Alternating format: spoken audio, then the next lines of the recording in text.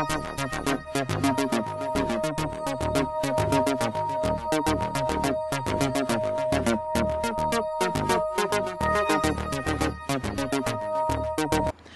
uz sarunu aicinājām Raimondu Kronbergu, Valsts policijas Vidzemes reģiona pārvaldes krimināla policijas biroja priekšnieku, un runājām par narkotisko vielu izplatību Vidzemes reģionā.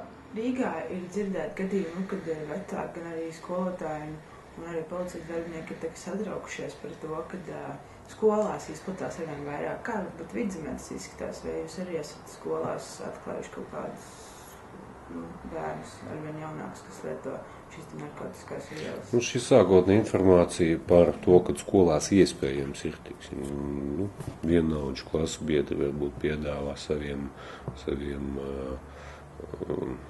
klases biedriem vai skolas biedriem tādas narkotikas ir tādas signāli. Protams, tas ir lielākās pilsētās, Vidzemē, tas varbūt Valmiera, Cēsis, varbūt Limbužos, Madonā. Protams, ka lauku skolā tas ir varbūt pagrūtāk izlīt, jo tas skolotājs viņam mazāk tie bērni, ko pieskatīt. Un domāju, ka situācija šeit nav tāda, kad mums pie skolām vai blakus izglītības iestādēm ir kaut kāds narkotočkus, jeb dīleri sēž un no mašīnas braukā un tirgo, tās narkotiskās vielas. Jā, pat tāda informācija parādās, uz viņu diezgan ātri tiek reaģēts, bet teritoriāli mēs varam pateikt, Valmiera pilsēta jau pat pa sevi varbūt nav liela. Jā, cik skaitīs blakus, kilometrs no skolas, tas ir tuvu vai tālu. Vai, ja notiek kaut kāda, tikšanās pircēju un pārdevēju 300 metru no skolas, vai viņam īsāk ar to skolu vai nav. Bet jāatzīmē, kad krimināla likumā atsevišķi ir pastiprinošs vai no apstākļus, un pat atsevišķi ir pāna dispozīcija, kad narkotisko vielu realizācija nepilngadīgām personām vai izklaides vietās vai izglītības iestādēs, ja tūmā tiek uzskatīts par sevišķi vēl noziegumu. Un tas ir pastiprinošs apstākļs, kas noteikti domājams likumdevējs atturēt tādā veidā šos personas un ietekmētu nepilngadīgās personas. Bet runājot kopumā pa Vidzemi, tā nav tendence, ka mums būtu skolās tirgotu narkotikas vielas.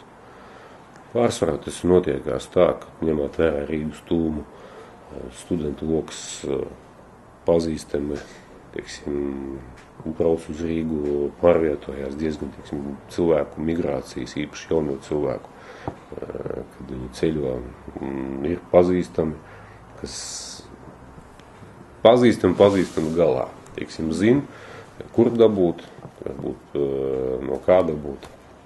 Un nelielai grupai, tiek atrastēt narkotikas un kaut kādās tusiņos tiek pārdots. Tas ir viens variants. Otrs variants ir personas, kas pašas lieto narkotikas un, lai attaisnot savus izdevumus lietošanu, tad viņi nodarbojās ar to narkotisko vielu realizāciju. Tādējādi piesaistot jaunos klientus. Kāda situācija varbūt ir Vidzemes naktsklubos?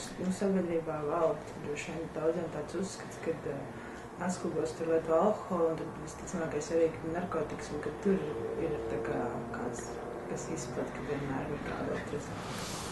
Policija regulāri tos reidus veic tajās klubos, bet jādomā arī par to, ka mēs jau nepārvērtīsimies par tādu policisku valsti, ka katru sestdienu vai svētdienu iesim cilvēkiem, traucēt to atpūtu klubos, ņemot vērā vēl to, kad tās izklaides vietas nav daudz. Varbūt katrā pilsētā ir pa vienai, pa divām, Valmierā, Cēsīs, bišķiņu vairāks. Un paši tie kluba īpašnieki, turētāji, viņi ieinteresēti par to, lai viņu tajās īpašumos, ja izpētes vietās nebūtu tāds personas neuzturētos, kas piedāvātu realizētu. Domāju, ka tas vairāk sabiedrības tāds mīts, kad varētu atrast arī, es nezinu, varbūt sociālā tīklā, Facebookā, draugos un pārējie, ko varētu pārdot tāpat. Tā ir tikai vieta, kur cilvēks attiekās un varbūt tusē. Bet vismaz pēdējos gadus 2-3 mums bija ļoti maz gadījumu, ka tieši pie pašos klubos būtu realizēts narkotiskās vielas. Jo ņemot vērā, ka cilvēki viens otru pazīst, un ja kāds tādā veidā atklāti tirgot narkotiskās vielas, tas, protams, ka ļoti diezgan ātri būtu mums kļūst zināms. Ņemot vērā, kad cilvēki, kas ar to nodarbojās, viņi jau saprot, ka viņi to dara nelikumīgi, ka viņi pārkāp likumu. Līdz ar to viņi konspirējās, slēpjās un visādā veidā mēģina savu to nelikumīgo rūpolu kaut kādā noslēpt, lai mazāk cilvēku no viņiem zinātu.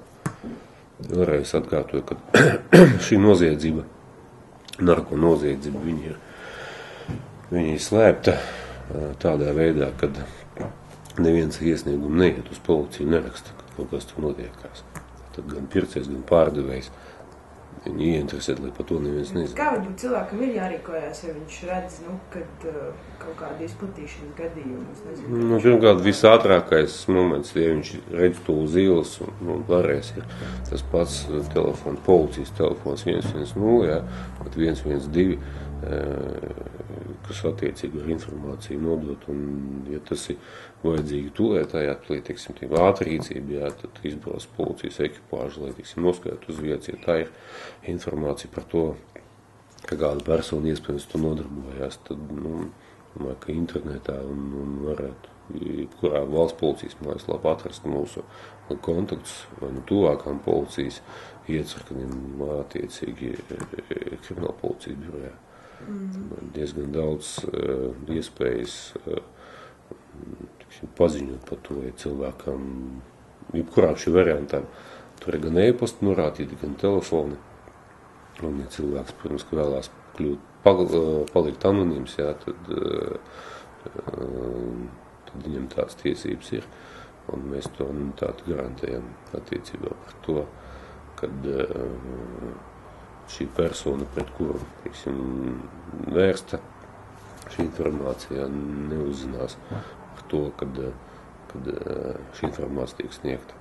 Protams, kad ir cilvēki, kas nāk